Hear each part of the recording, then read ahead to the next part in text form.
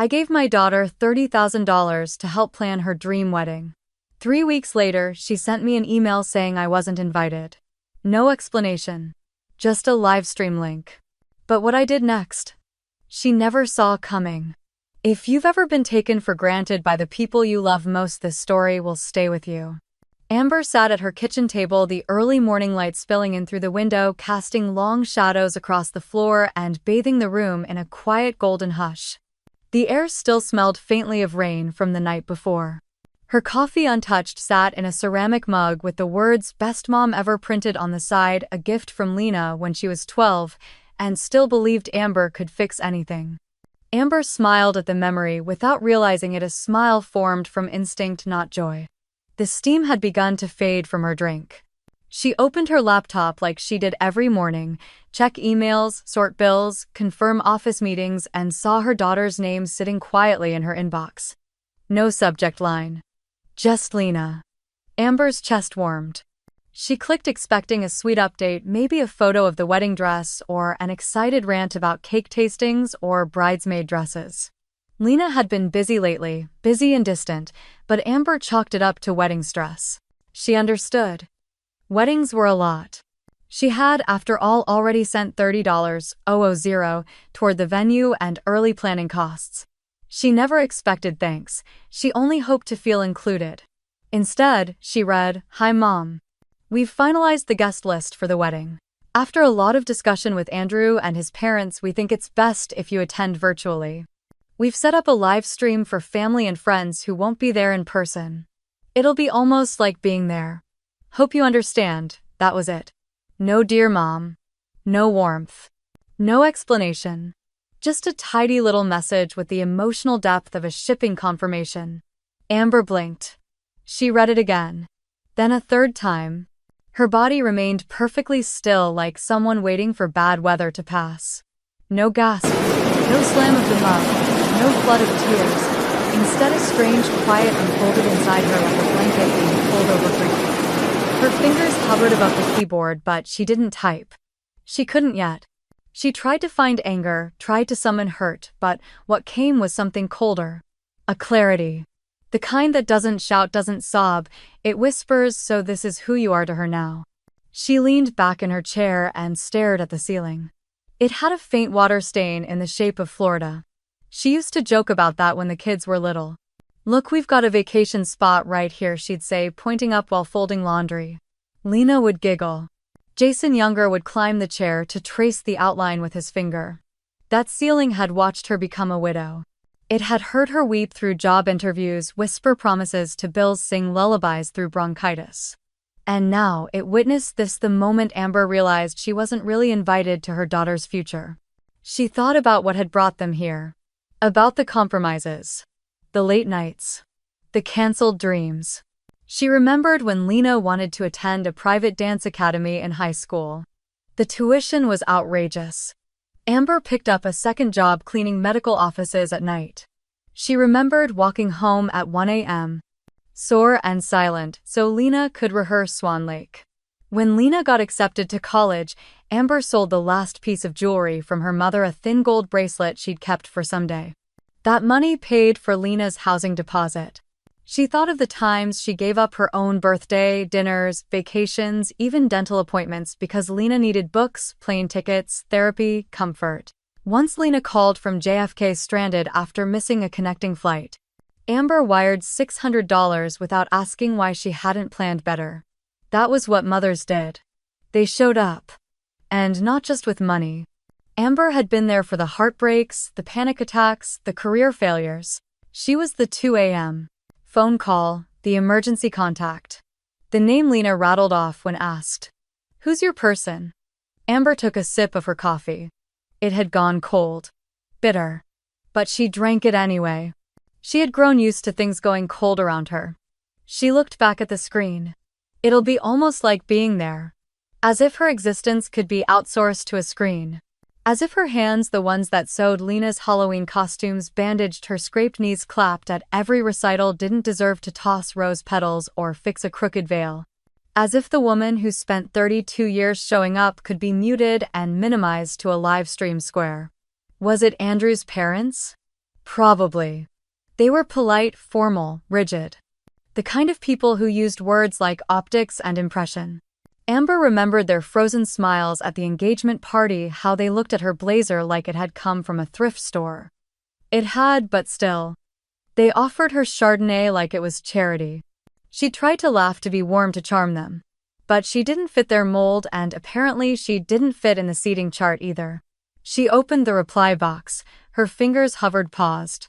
There was so much she could say. About how hurt she felt. About how this wasn't what she raised her daughter to be. About respect and love and how invitations shouldn't need explanations. But she didn't write any of that. She didn't ask for room at the table. Instead, she gave Lena exactly what she'd asked for. Sure, enjoy your day. No anger, no punctuation. Just 4 words. She hit send. She closed the laptop. And she sat there for a long time staring out the window watching a neighbor walk their dog. The world went on. Birds still chirped. The coffee was still bitter. The email was still real.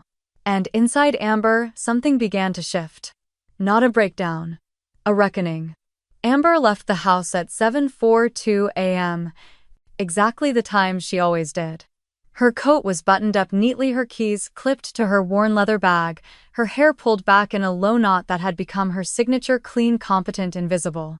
The coffee she'd poured into her travel mug was the same blend she always drank: Colombian.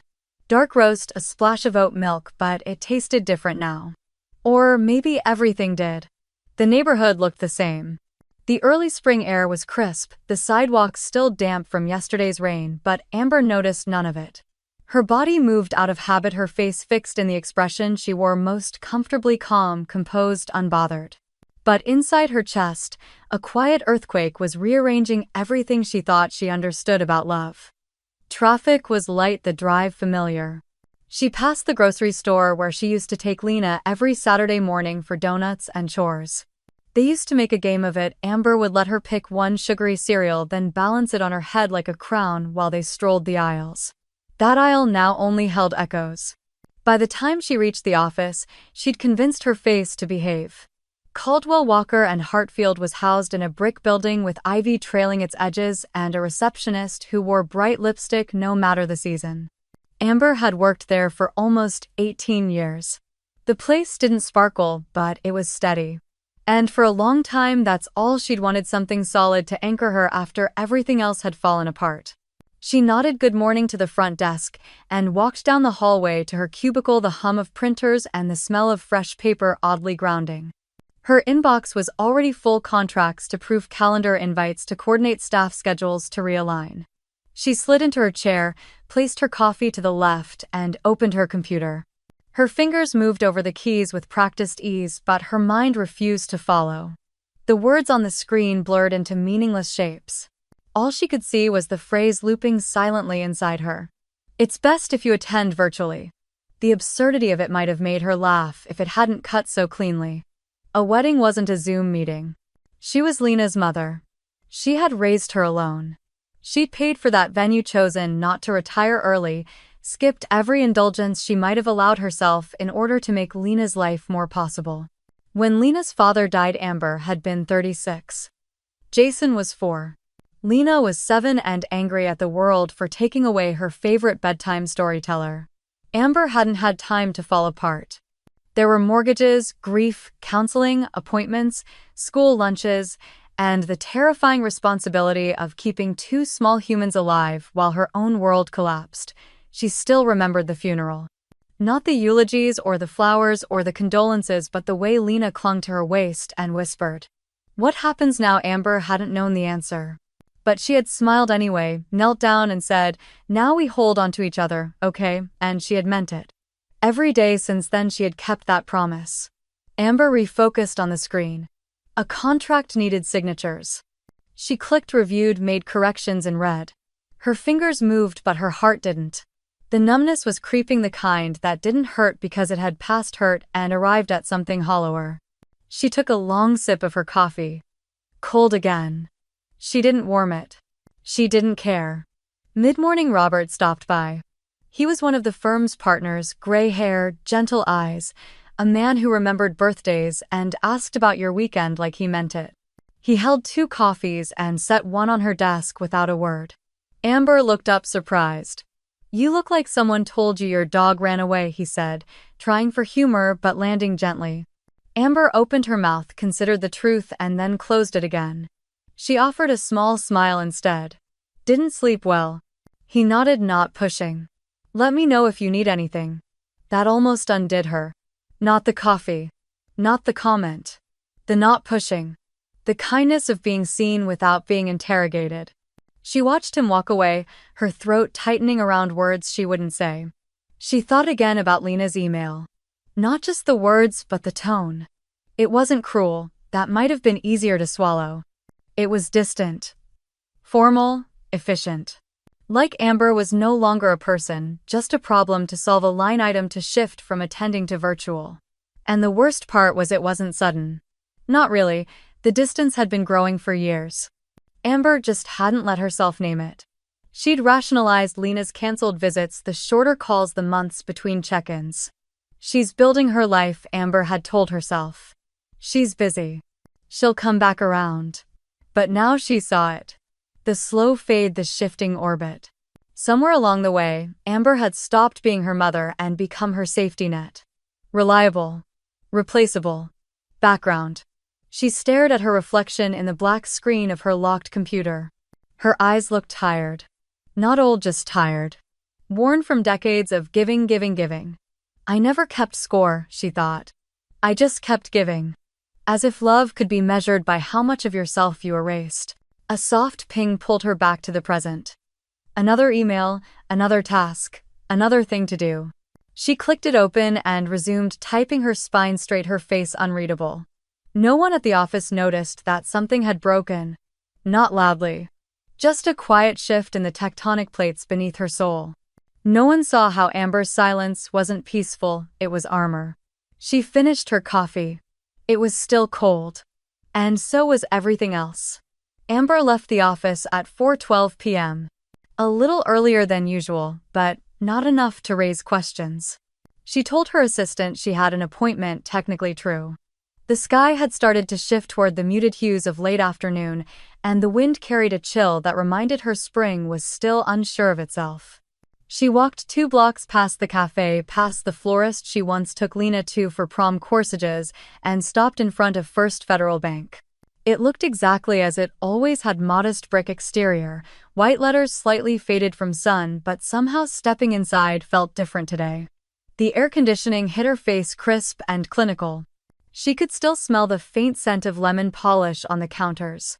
Carlos was at his desk as usual. He had helped Amber with nearly everything financial over the years, setting up Lena's college fund, refinancing the house after her husband passed, rolling over her modest retirement plan after layoffs at her old job. He was efficient, kind, and always remembered that she liked her receipts printed, not emailed. When he saw her, he stood with a familiar smile. "Mrs. Bennett," he greeted.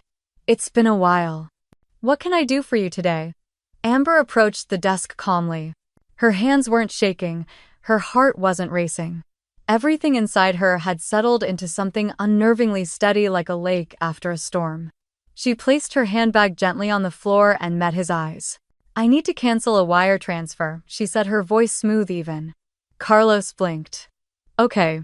Do you have the transaction details?" Amber nodded, handing over the folder she had brought.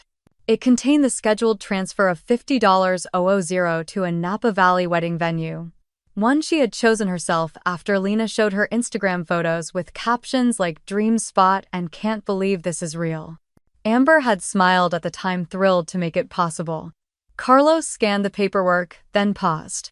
"This was set to process tomorrow morning," he said, frowning lightly. "It's a large amount."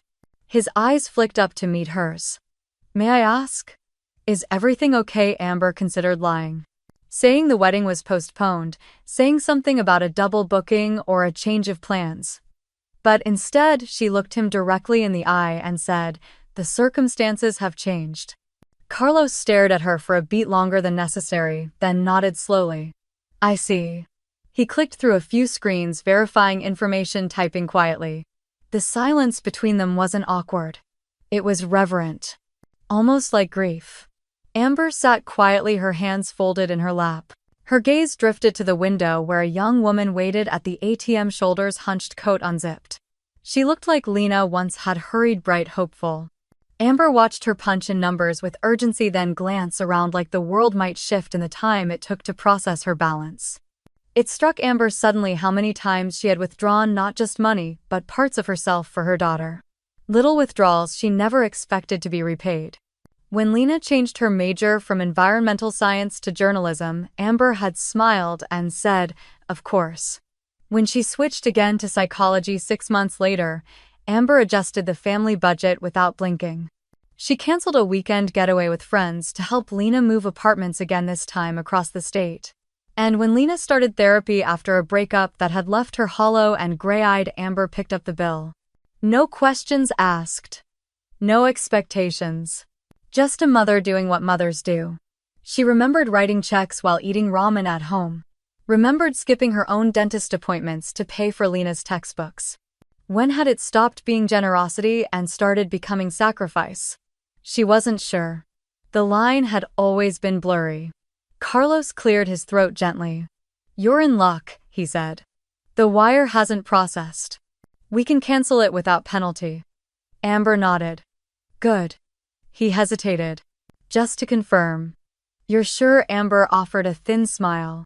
"Yes. I'm sure." He tapped a final key and printed a confirmation slip. "That's done then," he said, sliding the paper across the desk. She glanced at the total again. $50,000. She had already sent $30,000 weeks ago. $80,000 for a wedding she wasn't welcome to attend. A celebration she had funded but been left out of. It would have been easier if Lena had asked for less. Somehow the abundance made the exclusion feel sharper. As if Amber had value, but only in dollars. She stood, thanked Carlos, and walked out into the cooling afternoon. The light was dimmer now, the sky painted in low golds and purples. Her footsteps were steady. She didn't feel triumphant. She didn't feel broken. She felt done. By the time she got home, her phone had 3 missed calls from Lena, 1 from Jason, and a voicemail she didn't listen to. She turned off the ringer and left the phone in her purse. In the kitchen, she poured herself a glass of red wine, the bottle she'd been saving for Thanksgiving, back when Lena promised she'd come home but canceled last minute. Work emergency, she'd said, then posted photos from a vineyard that weekend. Amber stepped out onto her porch, glass in hand, sweater draped around her shoulders. The neighborhood was quiet. A dog barked in the distance. Somewhere, wind chimes played a hollow tune. She took a sip and let the silence settle over her. It didn't feel lonely.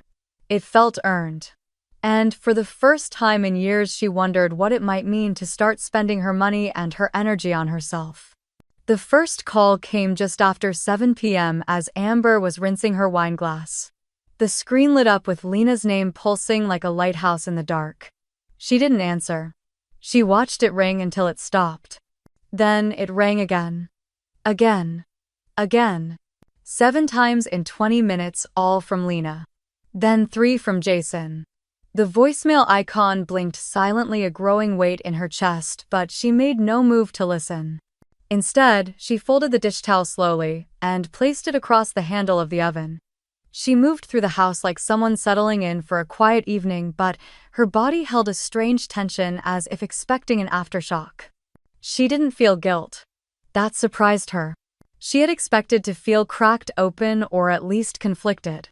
But instead she felt steady. Not numb, not hard. Just sure. By 8:00 the calls had multiplied. Texts flooded in. Some short and frantic, "Mom, please answer." Others passive-aggressive. "I don't understand what you're doing." One was almost laughable. "You're being unfair. This isn't about you." She let them all pass by like traffic she could hear from the sidewalk, but had no desire to join. At 8:43 the doorbell rang. Amber knew before she opened it that it wouldn't be Lena. Her daughter didn't show up without warning, hadn't in years. It was Jason. Her son stood on the porch in his work clothes, sleeves rolled up, tie askew, phone still in hand like a weapon. His hair was damp from either sweat or stress, and his eyes scanned her face with urgency. Mom, he said, stepping in before she could respond. Why aren't you answering your phone? Lena's freaking out. Amber closed the door behind him with the same calm she'd used all day. Hello, to you too, she said, voice even. Jason ran a hand through his hair. She says you canceled the wedding payment, that you're not coming, that you're not even responding. His voice pitched higher. What's going on? Amber moved past him into the living room and sat down on the arm of the couch. What's going on? She echoed, more to herself than him. Jason didn't sit. He paced. They're counting on that money. You already sent 30. They were planning the rest based on I know exactly what they were planning, she said, not unkindly. Jason stopped pacing. So what is this?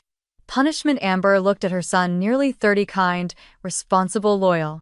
He had never asked for much. He didn't drain her the way Lena did, but he also didn't understand her. Not truly. Not deeply. It's not punishment, she said quietly. It's a boundary. He blinked. Oh, what a line, she said. One I should have drawn a long time ago. Jason's frustration cracked open. Mom, this is a wedding, her wedding. And now everything's falling apart because you. What? Got your feelings hurt? The words hit the air with a sharpness Amber hadn't expected. Not because they were new, but because they sounded so familiar. They sounded like every time she had swallowed her own needs in the name of being supportive. Every time her discomfort had been labeled dramatic. Every time she'd been told her sacrifices were invisible because she never made a show of them. She stood slowly. Not to confront him. Just because it felt wrong to sit beneath that. I spent 32 years making sure your sister never had to feel unsafe, Amber said. Never had to question if someone was in her corner. I paid. I showed up. I kept showing up even when she stopped asking. Even when she stopped noticing. Jason crossed his arms. That's what parents do. Amber nodded. Yes. And I did it willingly. I never kept score, Jason. I just kept giving. But there's a difference between love and being used. I didn't even get a phone call, just an email. A live stream link. Jason shifted. It wasn't her idea alone. Andrew's parents. She raised a hand. I don't care whose idea it was. She's my daughter. If she wanted me there, I'd be there. He fell silent. Amber walked to the window and looked out. The porch light had flicked on automatically. A moth bumped against the glass. It's not about the money, she said after a while. It's about being treated like a burden.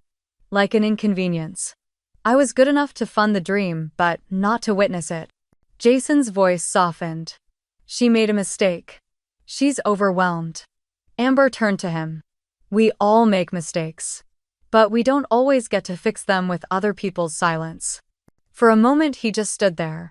Then finally, you're really not going. Amber looked him in the eye. I'm really not. He exhaled sharply and rubbed his temples. You always make everything about yourself. And that was it. The sentence, the trigger, the quiet betrayal inside the assumption that having boundaries meant being selfish. Amber felt the shift again, not a snap, not a scream, just something ancient and deep finally falling into place. She stepped forward, her voice calm. Get out of my house. Jason froze. What, you heard me? He looked stunned. Mom, no yelling. No drama, just go. Jason stared at her and for a moment she thought he might cry or yell or plead. But instead he just nodded once, short, confused, defensive, and walked to the door. The click behind him was soft. But it echoed louder than any slammed door ever could. Amber stood in the living room staring at the space he had just occupied. Her hands didn't shake, her chest didn't ache. What she felt wasn't regret. It was peace. A terrifying, unfamiliar peace. Amber waited until the house had returned to stillness. After Jason left, the silence didn't feel angry, it felt earned. She turned off the porch light and walked back into the kitchen. The familiar hum of the refrigerator, the creak in the third floorboard, these small, dependable things comforted her in a way her children no longer did. Her eyes settled on the bottle of wine on the top shelf of the pantry tucked behind a stack of cookbooks she hadn't opened in years. It was a Cabernet she had been saving for Thanksgiving 2 years ago, the one Lena had promised emphatically tearfully to come home for. "This time I mean it, Mom. I already blocked the weekend." Amber had cooked for 2 days straight. Made her daughter's favorite sweet potato casserole. Ironed the linen napkins. Set the table with the blue dishes she only used on holidays. Lena canceled the morning of. Sent a text. "So sorry. Work crisis. Love you." That night Amber ate dinner alone with the television on low, the wine unopened. Until now.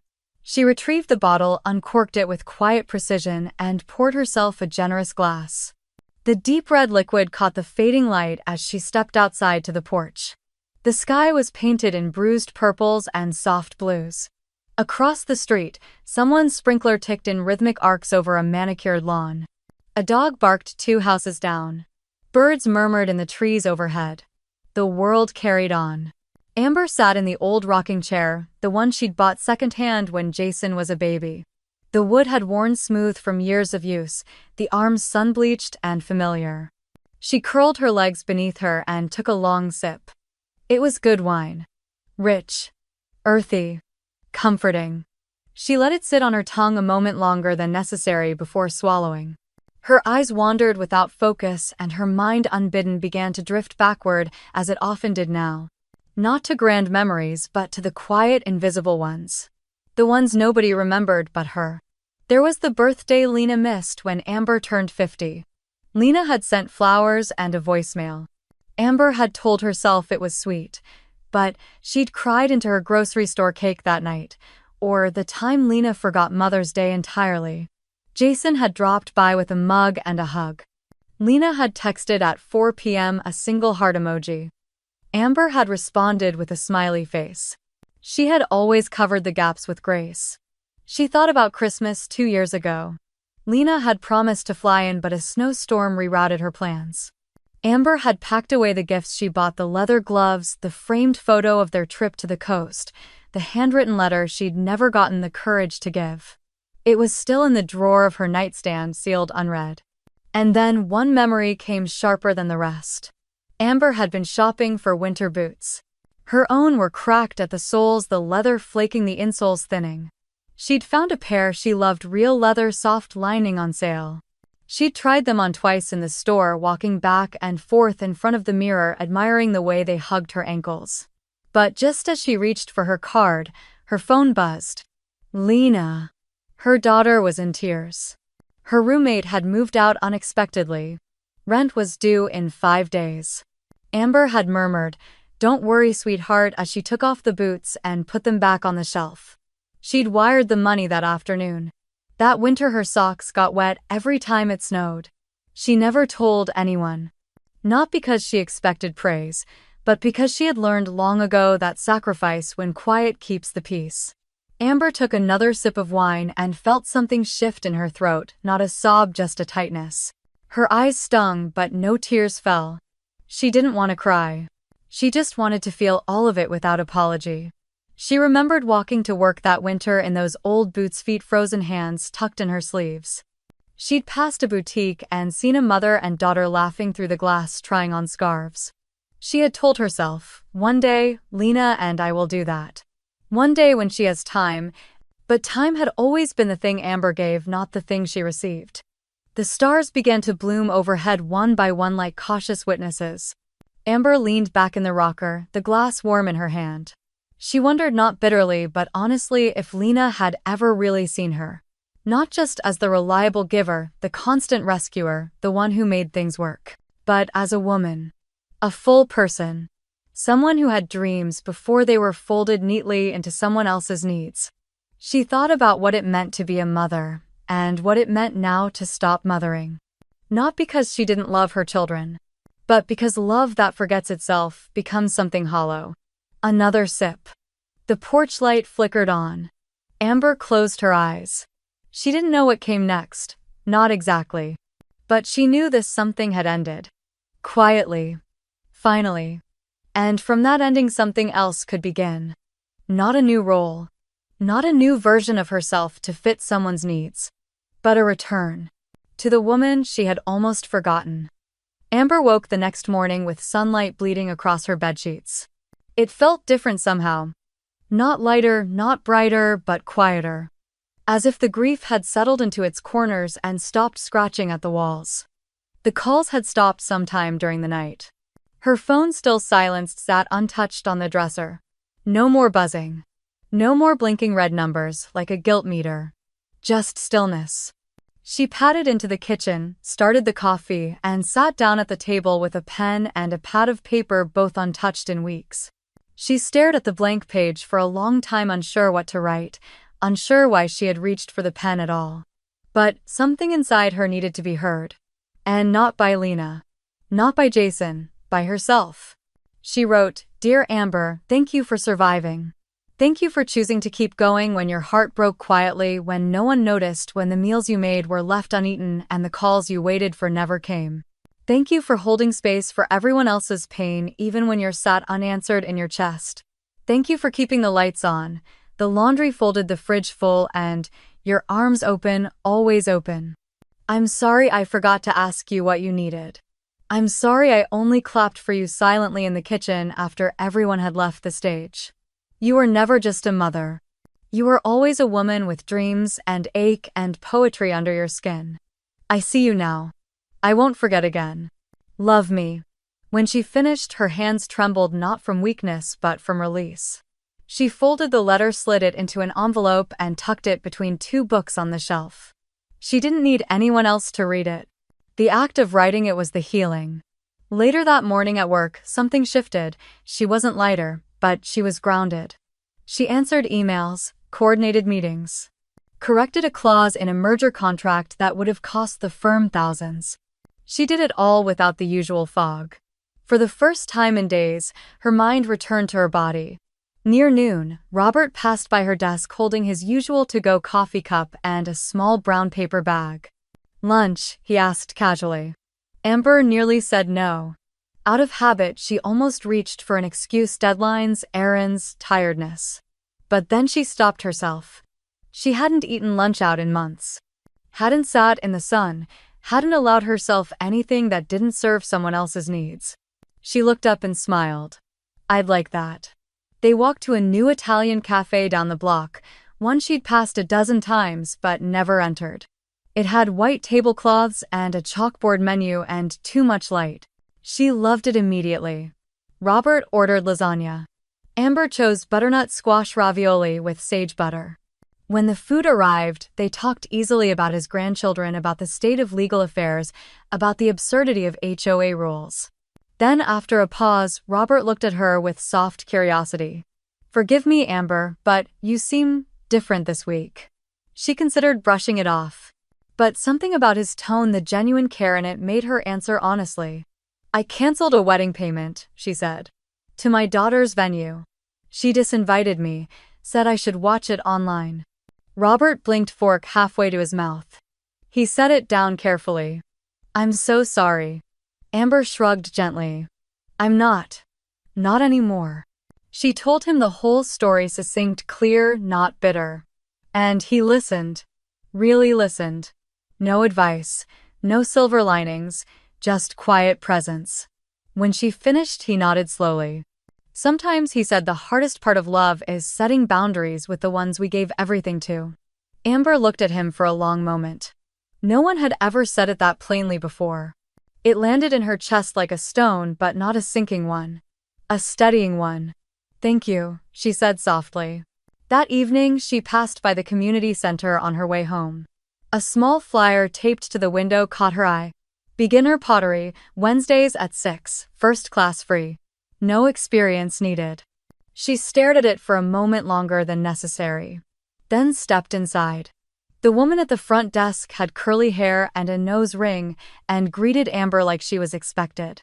"First time?" she asked. Amber nodded. "Yes. I think so." She filled out the form, handed over the modest fee, and tucked the schedule into her purse. That night, Amber didn't check her phone. She didn't reread Lena's messages. She didn't wonder what came next in their fractured relationship. Instead, she made tea. She put on music she loved but hadn't played in years, some old jazz with gravel voices and soft pianos, and sat with a novel in her lap and her feet tucked under a blanket. She hadn't forgiven Lena. Not yet. Maybe not ever. But she had begun to forgive herself for disappearing in the name of being needed. The next week she would show up to the pottery class in old jeans and a nervous heart. She would touch clay for the first time since grade school. And she would feel it, something ancient, something gentle start to take shape in her hands. Not a bowl, not a mug, but maybe, just maybe, a new life. The email came on a Thursday morning just as Amber was slipping her arms into her cardigan and pouring the last of the coffee into her travel mug. The subject line caught her eye: "Please don't ruin my wedding."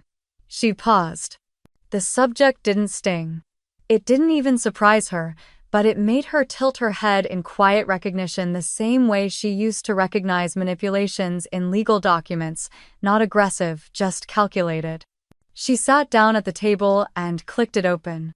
"Mom, I know you're upset about the Livestream thing, and I probably could have handled it better. But this has gone too far. We've lost the venue deposit. The caterer is threatening to pull out if the final payment isn't made by end-of-day Paris time. Andrew's parents are furious. They said this proves you're unreasonable and dramatic. I defended you at first, but I don't know what to say anymore. This isn't what I wanted. I wanted you there, but it's complicated. Andrew's mom had a vision and we tried to accommodate everyone. Maybe we went too far. If you send the money, we'll find a way for you to attend. Maybe a smaller welcome dinner or even something at the rehearsal. We can work something out. Please don't let this ruin everything." Lena Amber read it once. Then again slowly. She sipped her coffee as the words settled like dust around her. The tone was familiar, too familiar. Not an apology. A negotiation, an offer.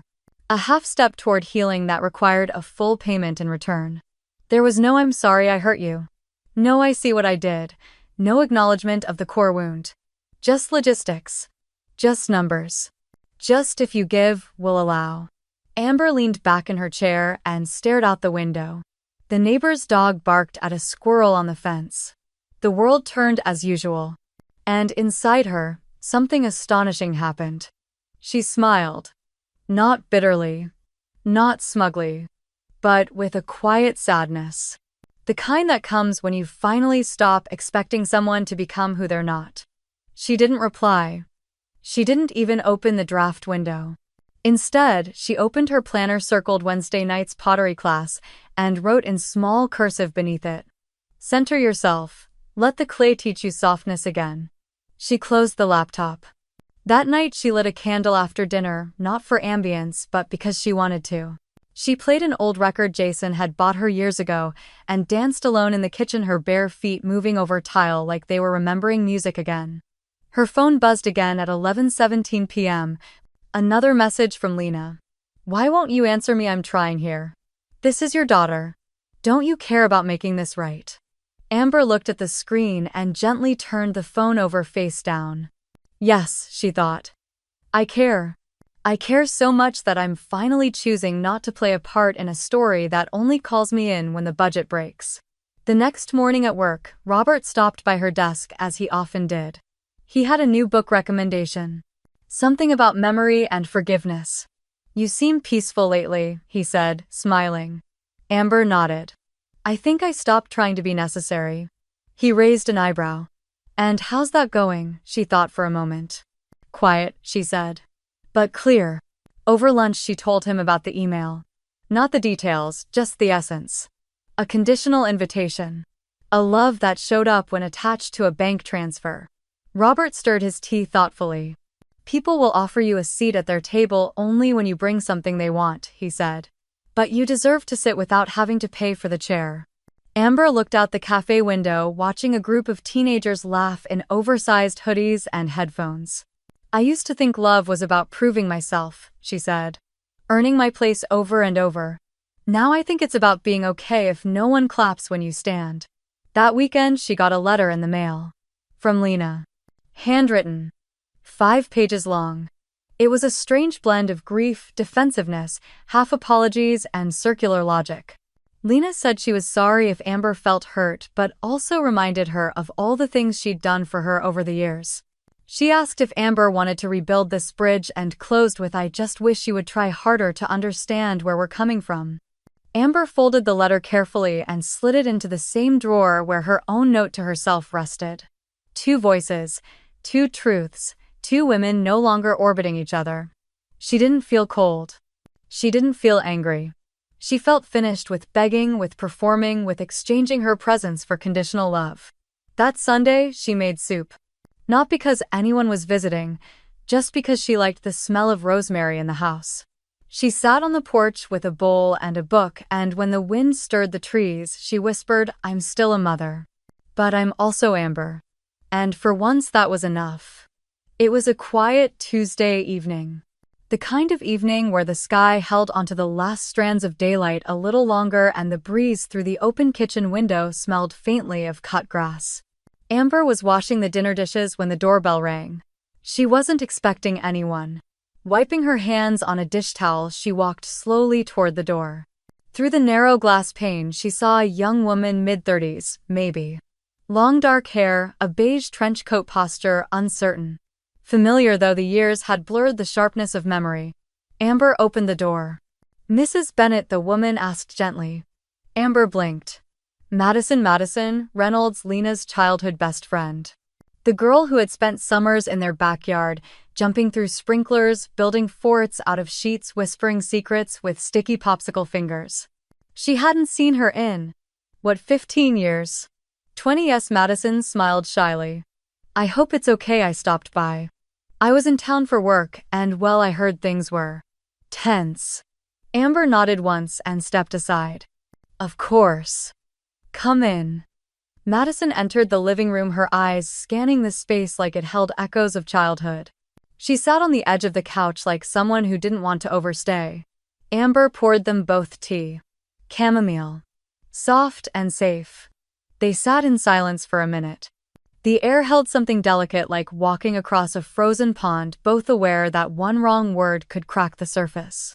"I spoke to Lena yesterday," Madison finally said, wrapping her fingers around the mug. "She's a mess. I mean that with love, but she's unraveling." Amber raised an eyebrow, not in sarcasm, just listening. Madison continued, "She knows she handled it wrong. She knows the wedding's falling apart without your help, but mostly, she doesn't know how to fix it." Amber nodded slowly. "And that's why you're here." Madison hesitated. "I'm not here to convince you.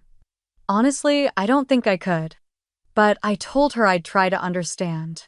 So she looked up, her voice clear but soft. "Is there anything she can say to fix it?" Amber didn't respond right away. She looked out the window where the garden lights had flicked on automatically. The ivy along the fence trembled in the breeze. Then she turned back to Madison. "No," she said gently. Madison blinked. "No," Amber shook her head, "because love should never wait until you're gone to be seen." The words settled between them like a truth neither one could push away. "She's not a bad person," Madison said quietly. "I know," Amber replied. "She's just young and overwhelmed." Amber gave a soft, sad smile. "I was younger than her when I became a widow. Overwhelmed didn't give me the luxury to forget who mattered." Madison looked down into her tea. "You're right." They sat like that, two women from different chapters of life sharing the same quiet sadness. Madison looked at Amber not with pity but with reverence. There was strength in her. Not loud, not performative, just solid. Rooted. "She says she's trying," Madison offered. Amber nodded. "Trying looks different when you're not asking someone to pay for your effort." Another silence. Then Madison asked, "Do you hate her?" Amber answered without hesitation. "Number. But I've stopped needing her to love me in a way that costs me everything." Madison's eyes glistened and she smiled, small, grateful. "I think I needed to hear that too." Amber tilted her head. "Why, I'm getting married next spring," Madison admitted. "And I've already started turning into someone I don't recognize. Counting Instagram likes instead of phone calls. Snapping at my mom when she asks about colors instead of asking how she's feeling. I don't want to be someone who wakes up and realizes she lost something real, chasing something curated." Amber placed a hand over Madison's. Then don't. It was that simple. And that difficult. Madison nodded. Thank you. For seeing me. Even now. Amber smiled. You are always welcome in this house. They stood. Madison wrapped her arms around Amber, and it wasn't a casual hug, it was long present real. A passing of something between generations. At the door, Madison hesitated. I don't know if Lena will get it. At least, not now. She might, Amber said. Or she might not. That's not my job anymore. And just like that, Madison was gone, the night folding in around the porch. Amber stood for a long while after she closed the door. She didn't cry, she didn't feel triumphant, she just felt, witnessed. Sometimes it wasn't about being forgiven, or about getting the apology you deserved. Sometimes healing came when someone finally looked you in the eye and said, I see you. And meant it. The pottery studio smelled like wet earth and eucalyptus. It was tucked behind the community center in a sunlit room filled with wheels and wooden shelves lined with half-finished bowls and vases in every shade of glaze. The tables were speckled with dried clay dust and finger marks like soft fossil imprints of people trying to shape their own healing. Amber stood awkwardly near the back apron tied too tightly, a lump of cool heavy clay in front of her. She hadn't touched clay since elementary school. Her hands didn't quite know what to do, but something inside her did. The instructor, a gentle woman named Teresa with deep smile lines and flower-dusted sneakers, walked her through the basics. You don't control it, she said, her voice like chamomile. You meet it where it is. You listen. Clay tells you what it needs. Amber liked that. It sounded less like art and more like relationship. Like the one she was finally trying to have with herself. She sat at the wheel and pressed the pedal slowly. It began to spin. She wet her hands and placed them on the lump of clay. It was firmer than she expected. Resistant. But not immovable. Beside her sat a woman in her late 60s with short silver hair and large turquoise earrings. She looked like she'd once been a painter or a protester or both. Her name was Carolyn. They exchanged polite smiles at first, then quiet observations. Your hands remember faster than your head. This wheel wobbles a little. I haven't done something just for me in years. After a while, Carolyn turned to her and said, You're new to starting over, aren't you? Amber nodded. Yes. And no. Carolyn smiled. Same. They didn't exchange stories at first, just the rhythms of clay water pressure. But eventually, as their hands worked and their guards lowered, the truths began to spill out. My daughter hasn't spoken to me in 3 years, Carolyn said quietly. Said I was too controlling, too protective. Too much. She paused. I probably was, but I wasn't trying to be. I just didn't know how else to love. Amber didn't respond right away. She just kept shaping the base of what might become a cup. My daughter disinvited me from her wedding, she said softly. Sent an email. No call, just a live stream link. Carolyn exhaled. God. Amber smiled faintly. It was a relief in a strange way. Gave me permission to leave a story I was no longer part of. They sat in silence again, the wheel spinning. The clay softened beneath their fingers, becoming something new. Amber's cup was not symmetrical, its lip was uneven. The body leaned slightly left. But it stood. It held. It was hers. She placed it gently on the drying rack and stepped back, wiping her hands. It wasn't perfect, but it was made with intention. After class, Carolyn invited her for tea. They sat on a bench outside the studio, paper cups in hand, watching the sun dip low over the parking lot. I used to think motherhood was about disappearing gracefully, Carolyn said. Now I think it's about remembering you were always there even when they stopped seeing you. Amber nodded. I spent so long trying to be someone worth loving that I forgot I already was. They sipped quietly. Somewhere nearby, someone's child laughed. But it didn't sting. Not anymore. Back home, Amber placed her clay cup on the windowsill. It was still drying, fragile in the way new things are. She looked at it not with critique, but with affection. This was her first creation. Not for Lena. Not for Jason. Not for anyone's approval. Just for Amber. That weekend, the wedding happened, or at least what was left of it. Jason had texted her a photo of Lena in a backyard wearing a simpler dress under a string of cafe lights. Andrew's parents were nowhere to be seen. The caption said, "She went through with it anyway." Amber didn't reply. Not out of spite, but because there was nothing to say. She had already left the room. The story no longer belonged to her. Instead, she spent that Saturday morning at the farmer's market with Carolyn. They bought honey from a local vendor, sampled rosemary bread, talked about books, the price of peaches, the strange beauty of late-life friendships. Amber laughed easily now. Not constantly, but when she did, it felt unfiltered, like air being let back into a sealed room. She no longer checked her phone every hour, no longer braced herself for Lena's messages, no longer rehearsed speeches in the shower or drafted unsent responses in her mind. She was done begging to be chosen. She had chosen herself. Amber turned 60 on a quiet Sunday that unfolded gently like the first page of a novel she hadn't yet read. There were no balloons tied to the mailbox, no family members gathered in the kitchen laughing over mimosas, no phone calls arriving at midnight to be the first to say happy birthday. She woke slowly wrapped in the linen sheets she had bought for herself last Christmas because no one else had thought to ask what she wanted. The house was still. No music, no voices. Just the steady hum of the refrigerator and the soft groan of wooden floorboards expanding under the first touch of morning sun.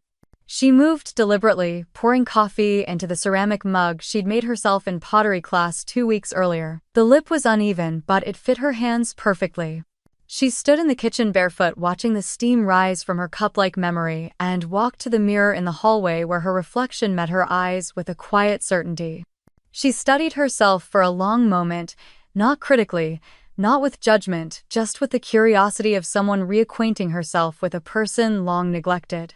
The fine lines around her mouth told the story of a woman who had smiled for others for decades, who had been the backbone and background of every room, the quiet fixer, the reliable giver.